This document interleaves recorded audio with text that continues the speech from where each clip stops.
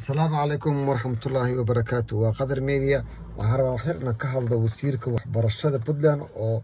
هذا الكي قادح برة كذا بقعتي كذا بروح يروح عن ربع عنيقة هالامتحان أو كذا عودك الصومالية أو وسيرك وحبرشة الصومالية وفدرالة معها مت قبيل معها مت ودنانية مقدسو أو الملكلة يروح ربع عنيقة إن ودن كذا هالامتحان بل وسيركي waxbarashada ee Puntland oo yiri lama baahna wasiir waxbarasho anaga ama sakran shahaado mallaba marka shahaado oo rab waa mid qabiil ma aha mid dawlad ama federaal ah ma aha saylata wuxuu waa mid qabiil laakiin aad wax ugu maahay inuu wasiirka waxbarashada ka dhigo arinta qabiil Soomaaliya aad iyo aad ay wax maanta in maanta waxbarashada dhalinyarada Soomaaliya ay ku dhacdo god ila dhageysta wasiirka waxbarashada Puntland oo yiri ereyada ku hadlaya oo yiri lama baahnaba wasiir waxbarasho ila dhageysta arintaas kulay xal bay leedahay xalka ay leedahayna waxa ay tahay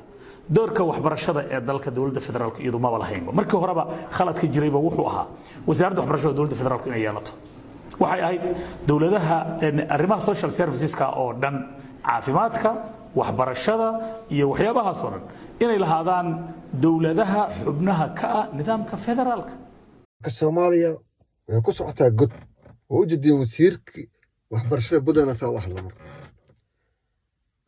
marraba inaan ka daba qaato wasiirka marraba inaan si fiican u daba gala wasiirka laakiin waxaan rabaa in la ogaado ay ogaadaan dhalinyarada Soomaaliya in dadkan ay waxba u hayn dad dhalinyarada waa in la ogaadaa haddii buu shahaadadii Soomaaliya aan lagu qori karin shahaadada dhalinyarada Soomaaliya aan lagu qori karin magaca Soomaaliya lagu qorayo wasaaradda shahaadada Puntland in hadda waxa lagu wardaa waa shahaadada Puntland lagu qoro oo hal wadanka hal imtixaan oo ka dhacay oo Puntland qabsato imtixaankeeda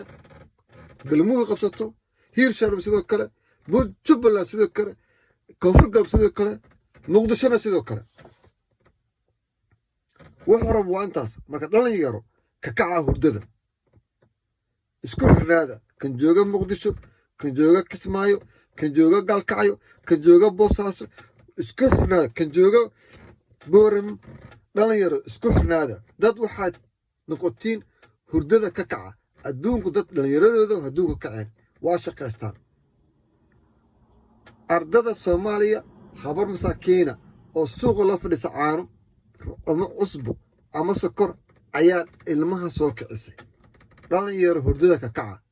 taladaas waa talo wanaagsan hurdada ka kaca assalaamu calaykum waraxmatullaahi wabarakaatuh